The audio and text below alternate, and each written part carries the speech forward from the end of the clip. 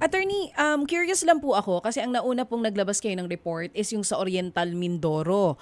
Bakit po yun ang napili ng komisyon at ano po yung susunod na flood o mga susunod na flood control projects sa titignan natin?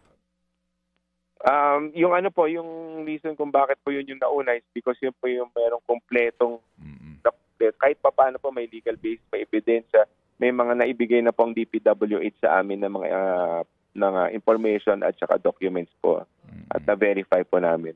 Now, as far as kung ano po ang susunod na I will confer with the legal kasi ganun po ngayon eh.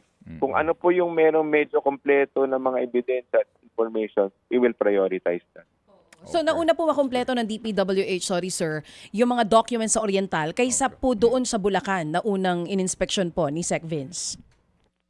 Opo, ito po yung as far as we're concerned, ito po yung unang natanggap po namin na medyo kompleto. Tama po. Opo, sige. So attorney, ito na lang po panghuli. Yung pong, kasi dito po sa inyong mandato, ano po, may nakalagay po dito na kayo po ay ninonombrahan, no? Opo, para po magrekomenda sa mga paglalabas po no ng kaukulang pong hold departure order, eto et cetera. Ano po?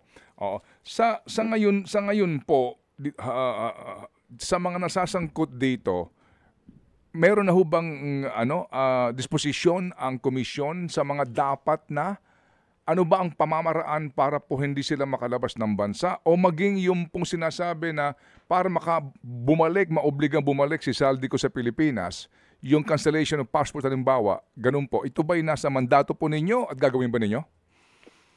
Gagawin po na pa namin kasama po yan sa mga rekomendasyon po na pwedeng bigay ng ICI, no? Not only with regard to this particular case, in any particular case po na mai-recommend namin sa ombudsman. Kasi po nandyan pa nga po sa EO 94.